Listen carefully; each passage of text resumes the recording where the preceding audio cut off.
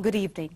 I'm Kavita Karki and you're watching Emerging SME, a television program which highlights the success stories of micro, small and medium enterprises. On the show today we have Great Sports Infra, the leading sports infrastructure company. Technocrat Connectivity Systems, one of the reputed manufacturers of wiring harness in the country. And Neptunus Power, the global engine service and solution provider for the offshore, industrial, marine and mining sectors. Let's start with the story of Great Sports Infra, South Asia's leading provider of turnkey solutions for sports infrastructure. It was started in the year 2004 by introducing next-generation long-pile artificial grass for sports and landscaping to India, and I have come a long way since then. I caught up earlier with Mr. Anil Kumar, the Managing Director of Great Sports Infra, who is a pioneer in introducing next-generation products for sports in this region. Take a look. What is your core area of competence, and also tell us about the major product portfolio held by Great Sports Infra? I would say the core competence, or what we are well known for and what we believe is really something that we have been well recognized for, is the fact that we are able to bring in game-changing technologies to the sports infrastructure industry. I mean, like I mentioned, the artificial turf, the new generation artificial turf which we were the first to introduce in India, was very different from what was there in the past, which needed, watering and sprinkler system, and which could be used only for one sport. Unlike that, the new generation artificial turf, it could be used for any grass-based sport. It could also be used for non-sports usage, and now school playgrounds and even landscaping, everybody uses, including the FIFA standard football fields. But using that as a base, we went on to add other innovative products. You were asking about the product portfolio.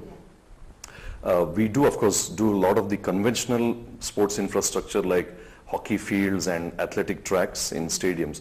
But the innovations have come by way of, for example, we have introduced a new technology for cricket stadiums. We are right now doing a first of its kind outfield renovation for the Bangalore Chinnaswamy Stadium, which will be the first cricket stadium in the world to be moving to a 21st century kind of an outfield with an automated drainage and suction system, and with embedded sensors and an aeration system. So you will see in a couple of months why that would be completely changing what cricket outfields will be. Similarly, we have introduced other products and technologies. We have something as a substitute for concrete indoor stadiums. We have introduced a membrane-based a dome, which completely reduces the time. Like, we can do it in 1/5 the time and maybe 1/4 the cost. We also are promoting modular stands. So you don't need to, in a stadium, build these huge concrete galleries that take up tens of crores, actually, which make a bulk of the investment in a sports stadium, which again we are able to do at a fraction of the cost and time. More recently, we also introduced a turf protection system for stadiums. Typically, if you see in a cricket stadium or in most of the stadiums, it's hardly used for about 15 days in a year. In the other 350 days, we don't want a huge investment like that, a big asset, lying idle. And there are ways to monetize it and to generate revenues without damaging the turf.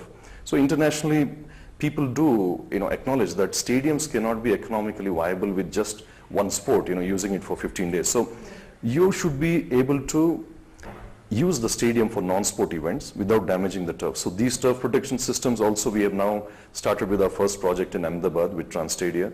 So these are just examples of how we are bringing in various technologies that we want to change the economics and dynamics of the sports infrastructure. Which all are the projects undertaken by Great Sports Infra, both in India and abroad? Like I mentioned, we did start with artificial turf, with field turf, but over the years we have graduated on to a wide spectrum of sports infrastructure solutions. So we have done, like I mentioned, some of the key projects with the artificial turf for football, like the Salt Lake Stadium or the Chowgule College, the first ever FIFA standard field.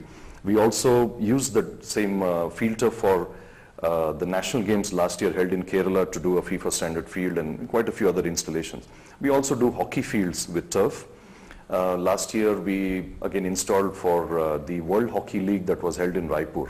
But outside of turf itself, we do athletic tracks, the international standard athletic tracks, IAAF standard tracks, which we have done in many marquee stadiums. We have done recently for IIT Chennai.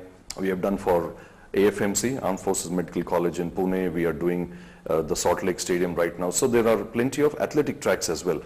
But these are some examples within India. But coming back to your question, we have good installations already executed. For example, we have done a FIFA standard field in Bangladesh, in Dhaka. We are currently finishing 2 fields in Maldives and in Sri Lanka. We have done 2 athletic tracks in Mauritius. And we have done a cricket academy in Kabul in Afghanistan. One other interesting achievement also has been, we have done 35 futsal fields in 35 islands of Maldives. So that's been a very pet project for the Maldives government. So we are very proud of what we've achieved both in India and internationally. According to you, does Indian sports facility meet the global standard? And if not, then what all needs to be done to match the international standard? I'll answer that in 2 parts. First of all, yes, a lot of the infrastructure that's built in India to host an international event does meet the international standards. There's no doubt about it. But going forward, is that or should that be the focus of the government in terms of investment into just creating these, these huge stadiums where 90% of the investment goes into the whole structure and the gallery, and the actual play area takes maybe less than 5 to 10% of the investment? We are completely reversing the model. I've been presenting in some seminars with FICCI and with CII, and basically we are advocating the fact that do not build these big white elephants. Use that investment to do these smart sports infrastructure, and you can probably do 50 such facilities that are taking sport to the people. So yes and no. Therefore, there are very good facilities in India, but that's not necessarily the direction that you want to go. If a certain city is hosting a Commonwealth Games or national games, understandable that you need to build certain things. But as a general policy of the government, they need to really build smaller facilities that are multi-sport in their application. So we have models where you could do a 1 crore, 3 crore, 5 crore investment and actually do a better utilization of a 200 crore outlay, for example, that someone may have for one stadium.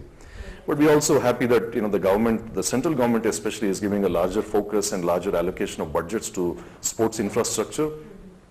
And the other good development is that the CSR spend for companies, whatever they invest for or contribute towards sports infrastructure, is also now categorized as an eligible spend for CSR. So that's going to be another opportunity for us as well. For over 10 years, Great Sports Infra has endeavored to create excellent value for its customers through world-class products and impeccable service delivery. Here we'll take a short break. Lots more on the other side. Stay tuned in.